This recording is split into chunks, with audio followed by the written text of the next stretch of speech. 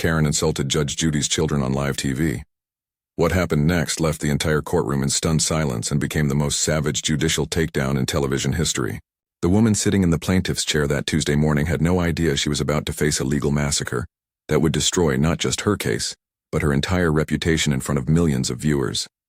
Her name was Karen Mitchell, and she walked into that courtroom with the kind of arrogant confidence that only comes from a lifetime of getting away with outrageous behavior. Designer handbag clutched tightly, perfectly styled blonde hair, and a smirk that suggested she already knew she was going to win. Before we dive into this incredible case, tell me in the comments where you're watching from. I love seeing where my viewers are around the world. And don't forget to hit that subscribe button so you never miss more unbelievable cases like this one. Now sit back, relax, and enjoy the video. The courtroom buzzed with its usual energy, cameras positioned at every angle to capture what everyone assumed would be another routine small claims dispute. The gallery was packed with spectators, some there for the show, others waiting their turn before America's most famous judge. But there was something different in the air that day, a tension that seemed to crackle like electricity before a storm. Judge Judy Files sat behind her bench, her silver hair immaculate, her dark robes commanding instant respect, and her eyes sharp as a hawk's as they surveyed the scene before her. She'd presided over thousands of cases, dealt with every type of scammer, liar, and entitled plaintiff imaginable, but even she couldn't have predicted what was about to unfold. Karen's case seemed straightforward on paper, a landlord-tenant dispute involving damages to a rental property. She claimed her former landlord had kept her security deposit illegally and was demanding not just its return, but additional compensation for emotional distress. She'd arrived early, spent 20 minutes in the hallway loudly telling anyone who'd listen how she was going to expose the landlord's illegal practices, how Judge Judy would see right through his lies, and how she'd probably end up with more money than she'd even asked for. The confidence radiating from her was the kind that comes from never truly facing consequences, the entitled assurance of someone who'd spent years manipulating situations to her advantage. But Judge Judy had already spotted something Karen didn't know she'd seen. Hidden in the case file was a piece of evidence so damning, so perfectly crafted to expose Karen's true nature, that it would turn this routine hearing into television gold. The judge's fingers drummed silently on her desk as she reviewed the documents one final time, her expression giving away nothing of the storm that was brewing. Years of experience had taught her to let entitled plaintiffs dig their own graves, to give them just enough rope before pulling it tight. The moment arrived when Judge Judy called the case, her voice cutting through the courtroom chatter like a blade. Karen stood up, smoothing her designer dress, and strutted to the plaintiff's podium with the swagger of someone who believed the world owed her everything. She began her opening statement with practiced precision, painting herself as the victim of a cruel landlord who'd taken advantage of a single mother trying to make ends meet. Her voice carried just the right amount of tremor, her eyes glistening with what she hoped looked like genuine tears. But then she made the mistake that would seal her fate. As Judge Judy began asking pointed questions about the timeline of events, Karen's mask began to slip. Frustrated by the judge's refusal to immediately side with her, she launched into a personal attack that left the entire courtroom gasping. "Your Honor," she said, her voice dripping with venom, "maybe if you'd spent more time teaching your own children about real hardship instead of spoiling them with your TV money, you'd understand what people like me go through every day." The words hung in the air like a toxic cloud, and the camera zoomed in to capture Judge Judy's reaction. But before we reveal how Judge Judy absolutely demolished this entitled Karen with the most savage judicial beatdown in television history, make sure you hit that subscribe button and ring the notification bell. Trust me, you won't want to miss a single second of what's about to happen, because what comes next will leave you questioning everything you thought you knew about courtroom justice. The insult hit the courtroom like a physical blow, and you could hear the collective intake of breath from the gallery. Karen stood there, chin raised, apparently proud of her cutting remark, completely unaware that she'd just signed her own legal death warrant. Judge Judy's expression didn't change immediately, but those who knew her well could see the subtle shift, the way her jaw tightened almost imperceptibly, the way her eyes seemed to darken with a fury that had been decades in the making. She'd been insulted before, attacked by desperate defendants and entitled plaintiffs, but this was different. This was personal, and Karen Mitchell was about to learn why you never ever make things personal with Judge Judy Files. The courtroom fell into a silence so profound, it seemed to swallow sound itself. Karen Mitchell stood at the plaintiff's podium, her chin still raised in defiant satisfaction, completely oblivious to the fact that she'd just awakened a sleeping giant. The insult about Judge Judy's children hung in the air like smoke from a fired gun, and every person in that room could feel the shift in atmospheric pressure. Cameras continued to roll, their mechanical hums the only sound breaking the eerie quiet, while spectators held their breath, sensing they were about to witness something extraordinary. Judge Judy didn't move. Not a muscle, not a finger, not even an eyelash. Her hands remained perfectly still on the bench before her, fingers interlaced with the precision of someone who'd learned long ago that the most powerful weapon in any courtroom wasn't volume or theatrics. It was control. Her dark eyes remained fixed on Karen, not with anger, but with something far more dangerous. The steady gaze of a predator studying prey that had just revealed its weakness. The silence stretched on, each second feeling like an eternity, and Karen's initial smugness began to waver as she realized her attack hadn't provoked the explosive reaction she'd expected. Behind that composed exterior, Judge Judy's mind was working like a supercomputer, processing not just Karen's words but the cascade of implications they revealed. In her decades on the bench, she'd developed an almost supernatural ability to read people, to see through their masks and understand their true nature within moments of meeting them. Karen's insult hadn't just been an attack on her family. It had been a window into a soul so corrupted by entitlement and self-righteousness that it couldn't recognize its own ugliness. The judge's fingers moved with deliberate slowness toward the case file in front of her, each movement calculated to build tension. The gallery watched in fascination as Judge Judy opened the folder with the care of a surgeon making the first incision. Her eyes moved across the documents with laser focus, though everyone in the room suspected she already knew their contents by heart. This wasn't about reading, this was about theater, about letting Karen's confidence build to dangerous heights before bringing it crashing down. The judge's expression remained neutral, almost serene, but those who'd watched her show for years could recognize the subtle signs of a woman preparing for intellectual combat. Karen, misinterpreting the silence as weakness, decided to press her advantage. She shifted her weight from one designer heel to the other, her voice taking on an even more condescending tone as she continued her sob story about being victimized by her landlord. "Your Honor, I know you probably can't relate to what it's like to struggle for rent money given your lifestyle," she said, gesturing vaguely at the expensive courtroom set. "But some of us live in the real world where landlords take advantage of hard-working mothers." Each word was a nail in her own coffin, though she remained blissfully unaware of the grave she was digging.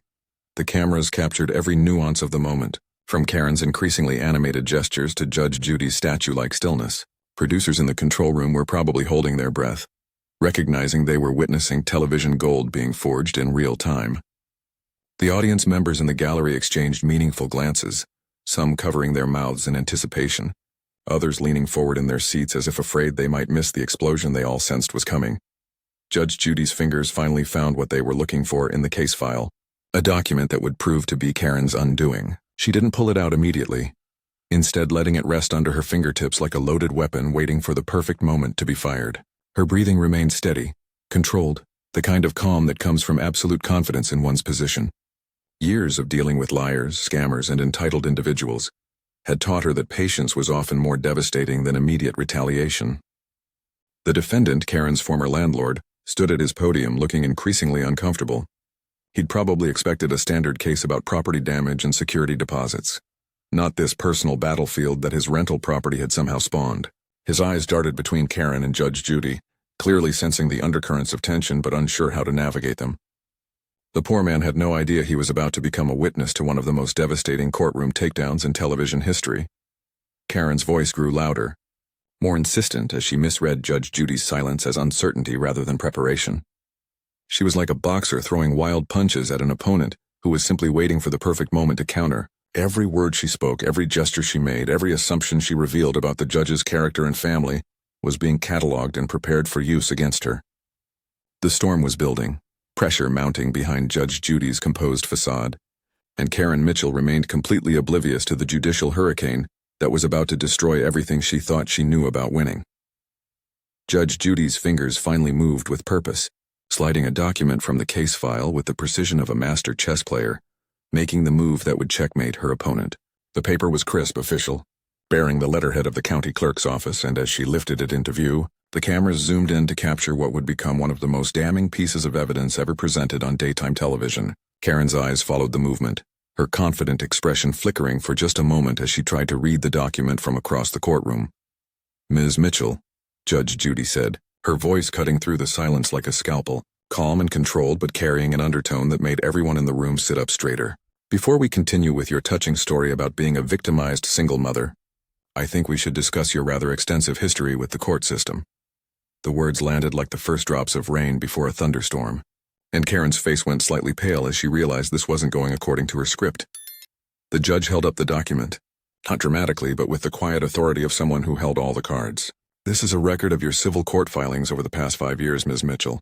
Would you like to guess how many landlord-tenant disputes you've been involved in? Karen's mouth opened and closed like a fish gasping for air. Her designer handbag clutched tighter against her chest, as if it could somehow protect her from what was coming.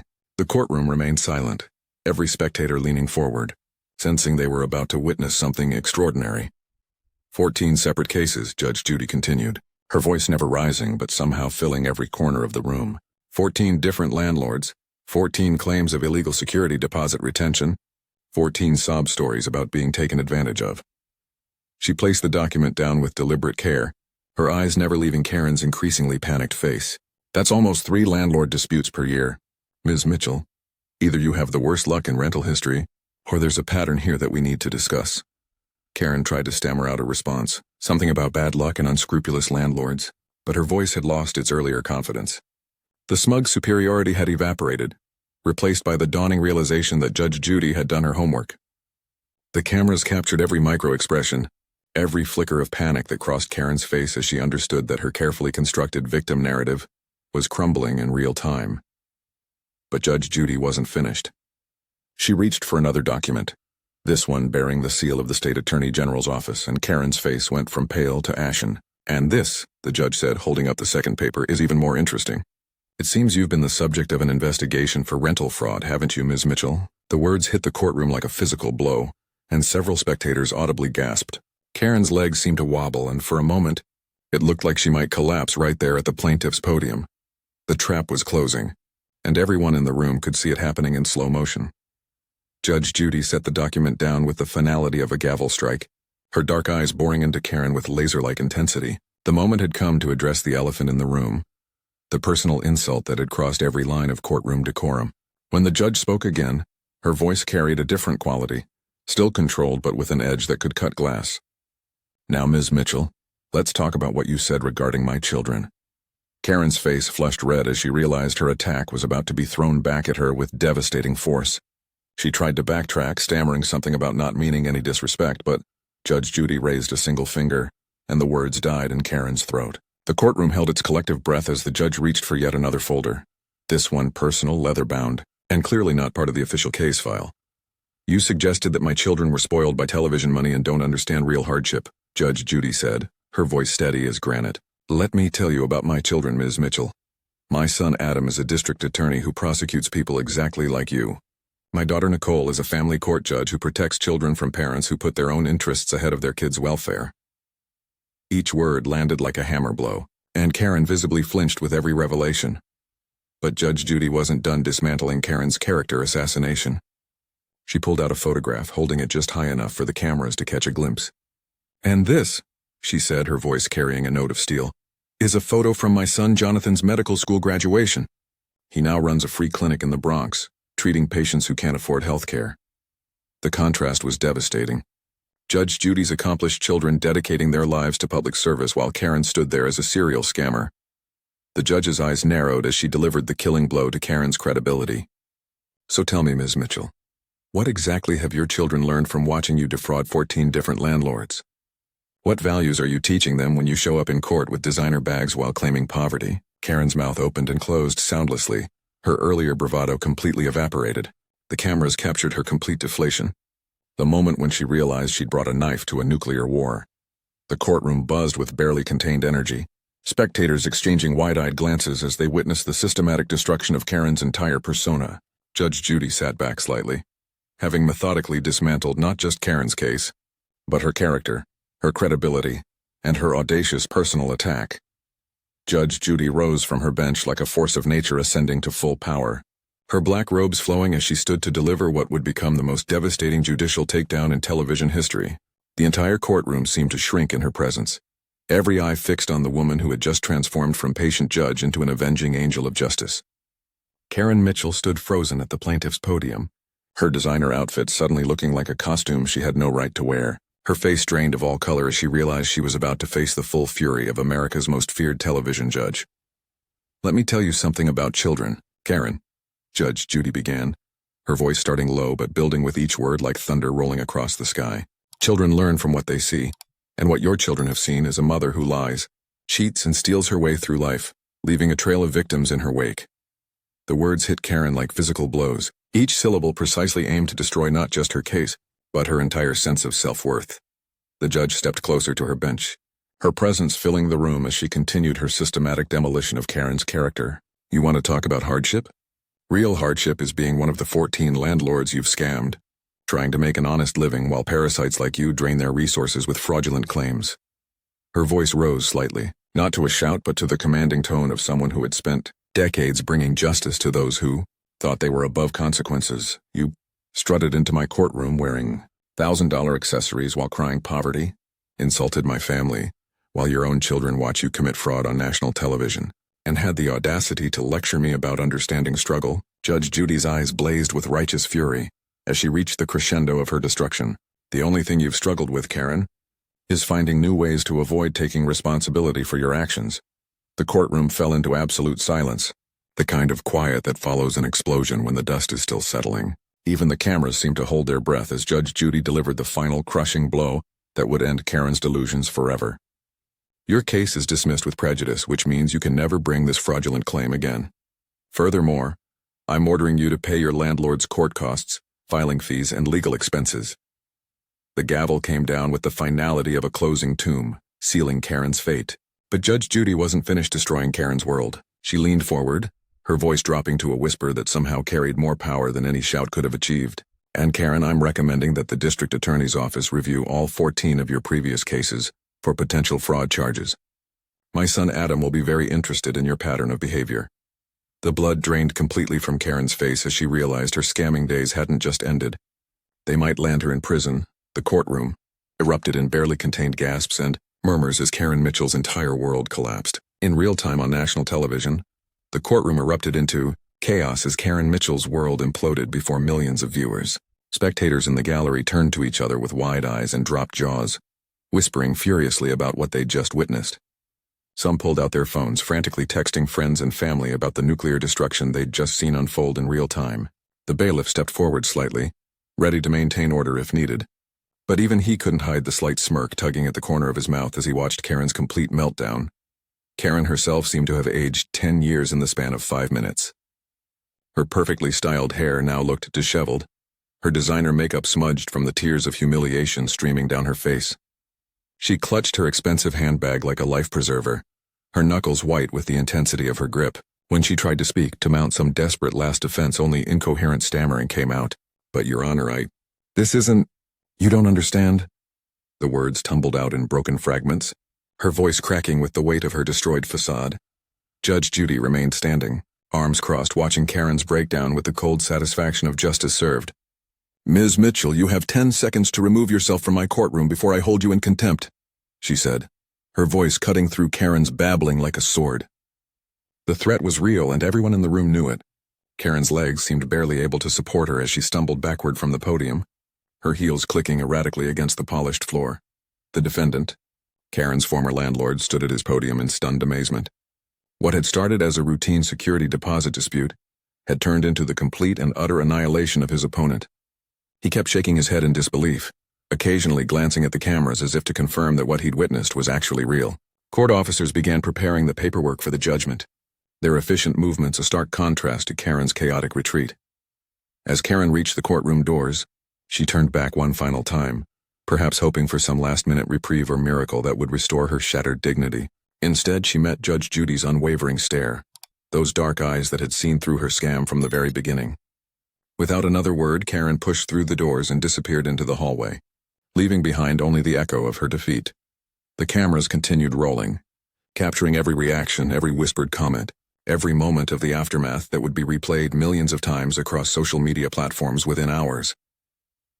The silence that followed Karen's humiliated exit spoke louder than any verdict ever could. Judge Judy slowly returned to her seat, her composure restored, but the power of what had just transpired still crackling in the air like electricity after a lightning strike. This wasn't just about a fraudulent security deposit claim or even Karen's pattern of scamming innocent landlords. This was about something far more fundamental. A lesson that resonated beyond the courtroom walls and into the hearts of everyone watching.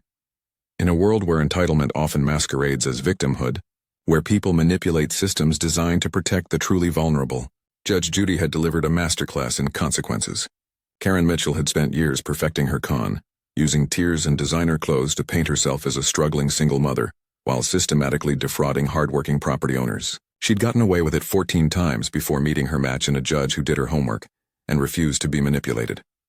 The real lesson wasn't just about Karen's downfall. It was about the importance of integrity, preparation, and standing up to bullies who prey on others' compassion. Judge Judy's children, the ones Karen had dared to insult, had learned from their mother's example to dedicate their lives to justice and public service. Meanwhile, Karen's own children had watched their mother's house of lies crumble on national television.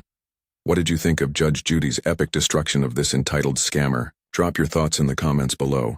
And if you want to see more courtroom justice served, subscribe and hit that notification bell. We've got plenty more Karen encounters where justice prevails over entitlement.